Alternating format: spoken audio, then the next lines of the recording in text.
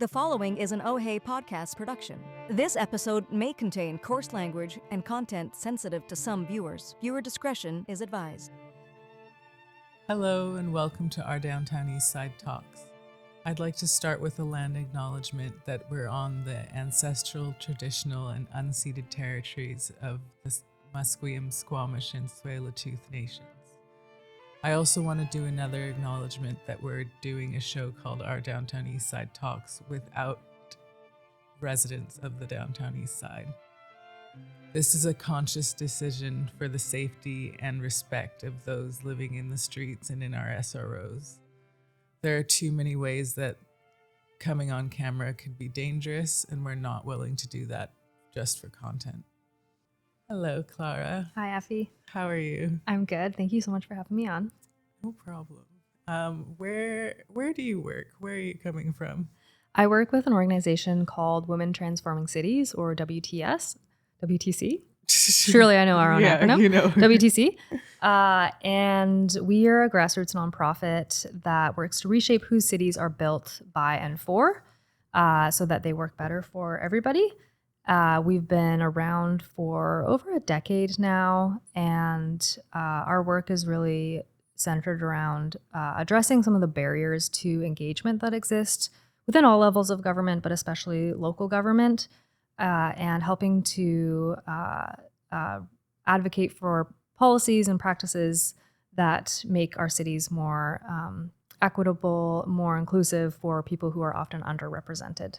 Right. And how are you going about that? What are some of the tactics that you use to try to affect this change? Yeah, we work at kind of both a community grassroots level and more of like a systems level, working with governments. So some of the things we do are a lot of civic education. So we offer workshops and resources to help people understand what their local government does, some of the really important decisions that they make about housing and transportation and public space, and what they're responsible for versus other levels of government. And we help people navigate those systems, whether that looks like speaking to city council or understanding like where to contact a city council member or a member of the staff who's working on a specific issue that they're concerned with. And also ultimately how to influence those decisions and how to build power and collaborate with community to organize around issues that impact marginalized populations. Wow. So like if I'm an individual, I'm a woman and I'm coming up to you and I'm saying, this is not fair, what's happening in our government. What does that process look like? I mean, there's a lot of things that are not fair that are happening in our government. I think there's a lot that's not working with what our local governments are doing around housing and policing and lack of climate action. So I would kind of want to understand more about what your needs are, because one of the values we have as an organization is that communities have a lot of local wisdom about what they need and what works well for them, which may or may not be what works well for other communities. So it's not us kind of coming in and saying, you should do this and that, but saying you actually know what you need, and here are the skills or the knowledge that you might need to navigate a local government system and be able to go to City Hall and say what you believe needs to happen, much like you did a few weeks ago, which was incredible. Thanks. Yeah, I tried. It was very, very powerful. Thank you. I appreciate that. How was Women Transforming Cities created? Yeah, good question. So we were founded by a city councillor in Vancouver from the Coalition of Progressive Electors, who was one of the first out lesbian councillors in Vancouver, I believe. Her name is Ellen Woodsworth. Yes. And yeah, she did a lot of work on council to advocate for gender equity, and also did a lot of organizing within the Downtown Eastside as well. And when she left city council, she wanted a way to continue those conversations and ensure that gender equity was still top of mind. And so creating Women Transforming Cities was one of the ways that she did that. And yeah, from there we've evolved to work not just in Vancouver but also in other municipalities to help underrepresented people have more of a voice in cities. So how has Women Transforming Cities contributed to the Downtown Eastside? We've been involved in work to advocate for the needs of the neighborhood since our inception. I think our co-founder, Ellen Woodsworth, has done a lot of organizing in the neighborhood, as have several of our past board members. We're a membership-based organization as well, and many of our members live in the neighborhood or work or volunteer for organizations in the neighborhood. So we, support their voices in our work, and we also collaborate with a lot of frontline organizations through our organizing, and are working in coalition with several different organizations in the neighborhood to advocate for what their needs are, help them navigate civic systems, and build power to amplify the voices of the neighborhood. Right. And I bumped into a few of your members at the rally at City Hall for supportive housing. How important is civic politics to Women Transforming Cities? Very important. A lot of organizations are focused on provincial or federal government policy, and we are really focused almost exclusively on local governments because we believe they're very important sites of resistance for a variety of social justice movements, and because city governments make so many decisions that impact our day-to-day lives, whether that's where certain housing can go or can't go, whether that's how well our streets are working for public transportation, or what city services get more or fewer resources when it comes time for the budget. Cities are really kind of we have a lot more touch points with city governments than we do with other levels of government. That can be somebody's kind of first interaction with how policy actually affects how they move about and how their day-to-day life goes. Our city councilors live here, and they're members of our communities too, most of them. And that means, you can bump into them at the grocery store, and that's, a more viable means to advocate for what you think needs to happen in your city. I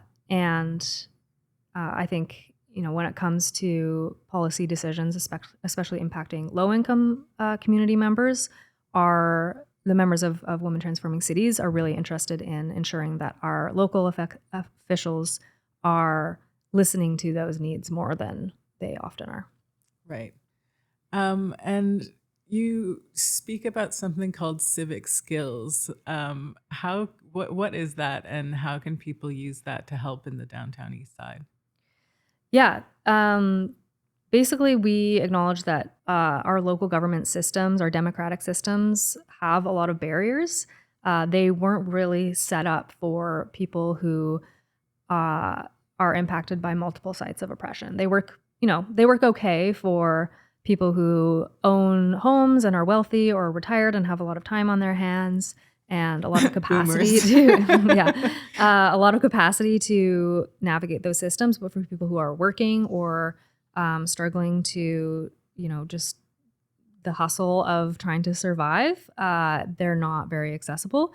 So civic skills are just the knowledge and skills needed to make your voice heard in those systems. And we kind of do a lot of work to help build power and knowledge for people to speak on their own terms of what they need to see in their lives.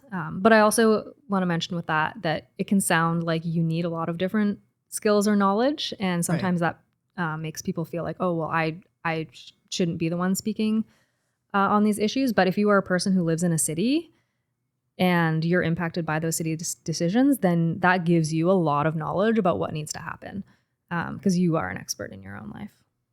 Ooh, you are an expert in your own life. I like that. How did WTC get involved in the motion to pause supportive housing? What did that look like? Yeah, great question. affordable housing, non-market housing in particular, is one of the policy areas it's called our Hot Pink Paper campaign. It's a campaign that we run during the election and afterwards to center priorities of equity deserving people in Vancouver. So more non-market housing and making it easier to build non-market housing, like supportive housing, like co-ops, like nonprofit housing, was one of the most important asks in that campaign.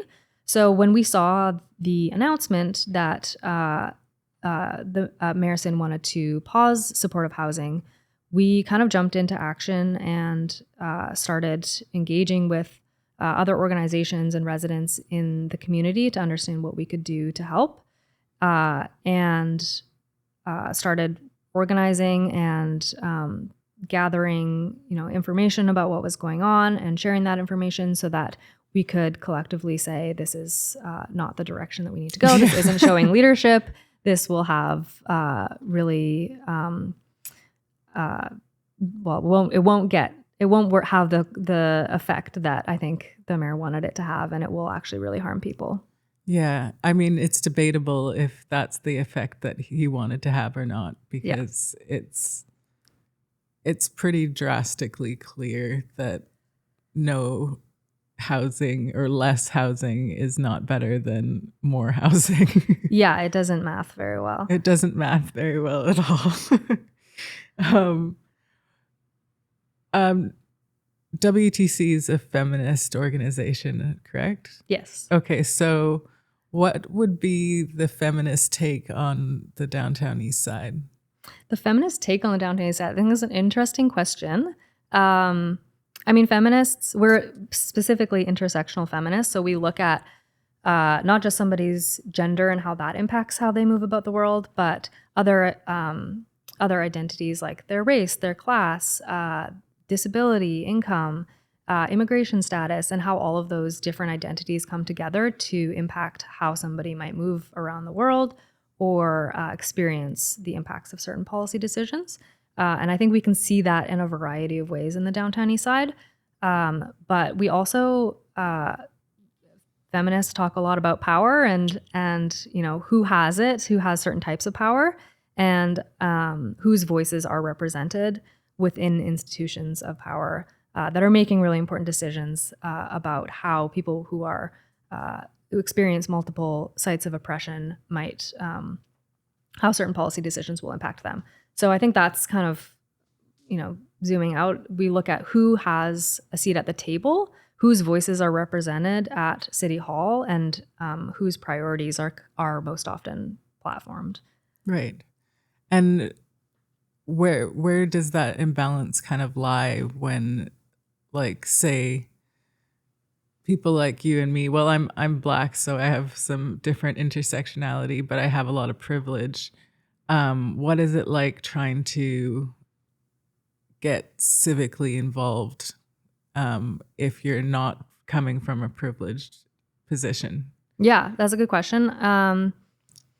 There's definitely a lot of barriers to engaging with City Hall, but there is a lot of power in doing it in groups. And I think we saw that a lot with the supportive housing motion.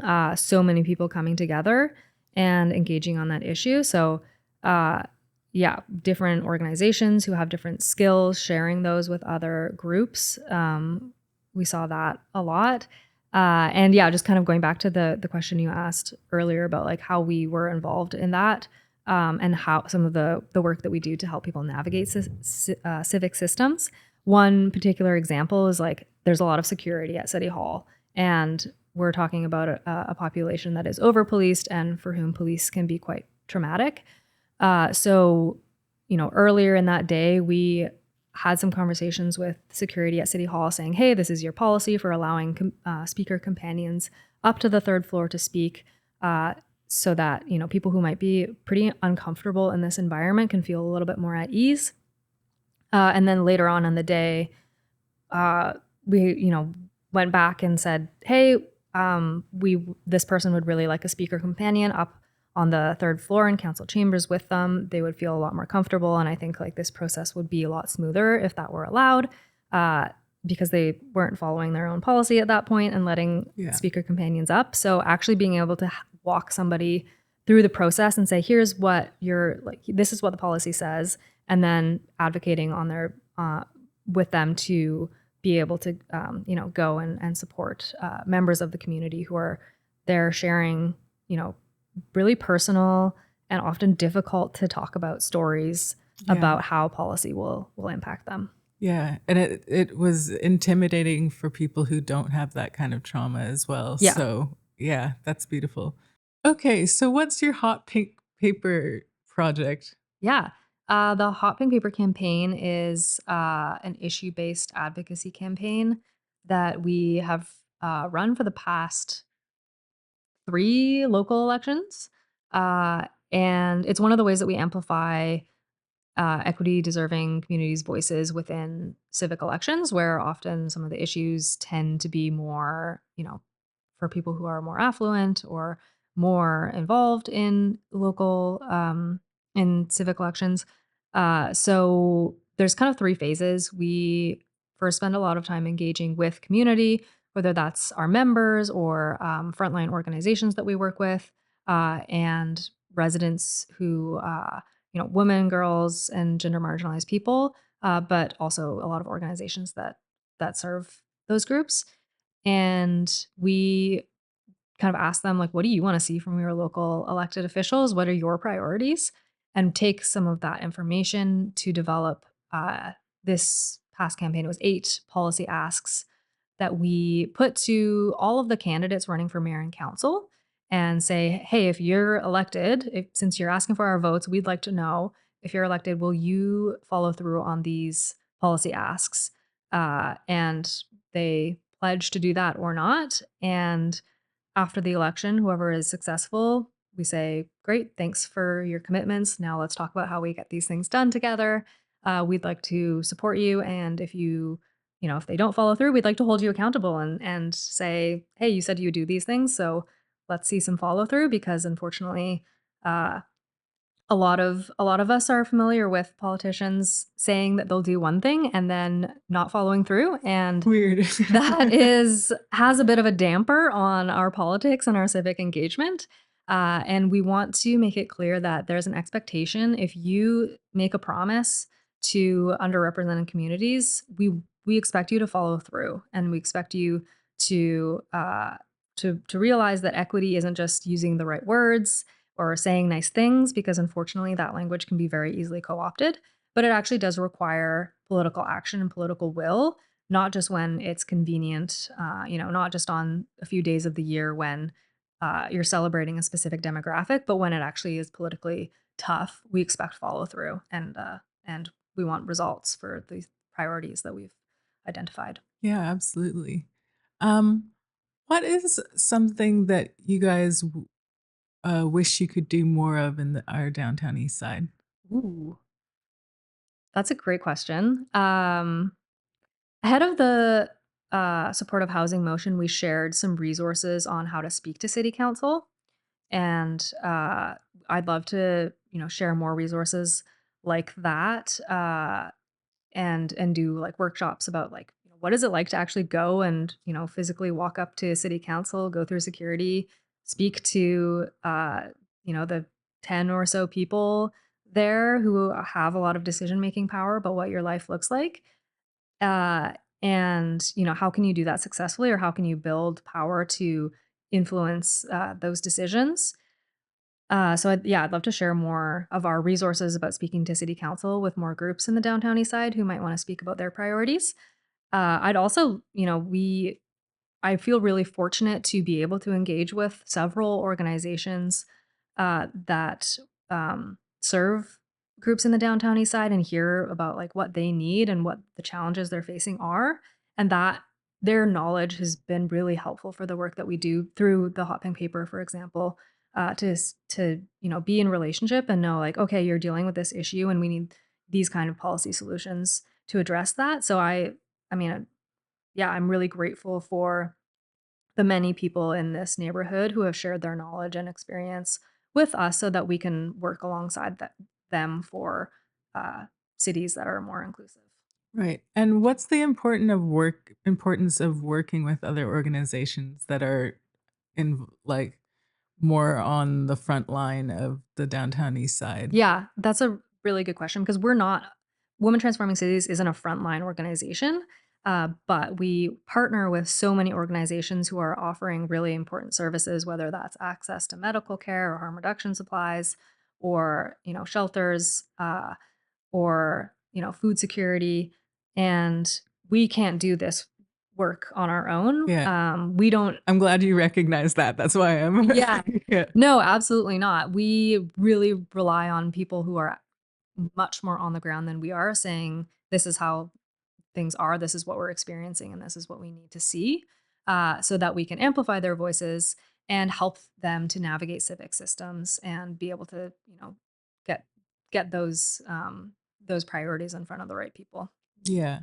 As like a rather privileged group of people, I'm sure you heard about well, this isn't the privileged part, but I'm sure you heard about the leaked document from Ken Sims and operating from a place of privilege thought it was a good idea to send indigenous people quote unquote home.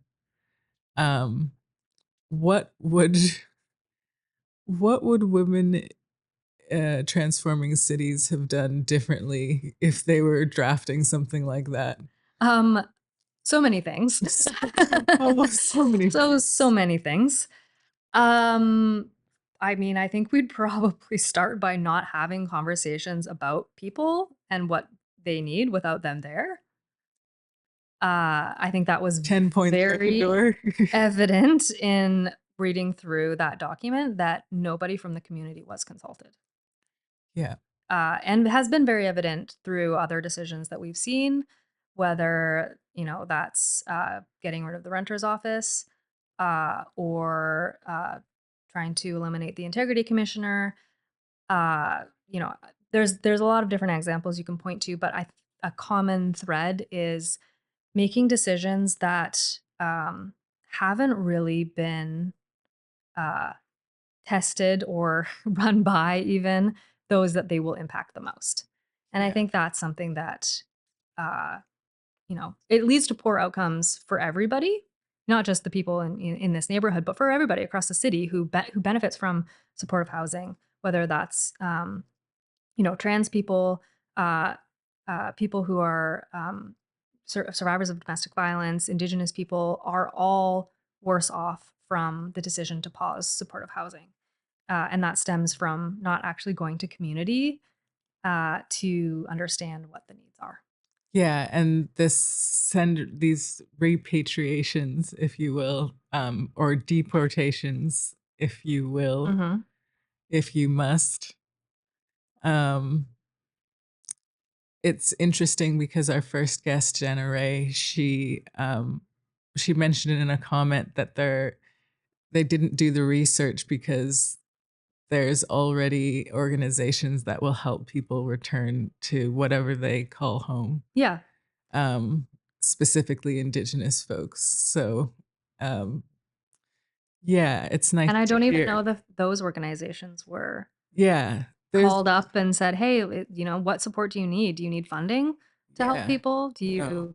Yeah, I don't think those conversations I happen don't that I'm think so either. Yeah, it's refreshing to see, young people. Well, I don't know if Thank you. I don't know. Yeah, the youth out there trying to. No, I appreciate that coming from a place of privilege that dealing with civic politics that you would think a different way because our civic politicians are not thinking that way.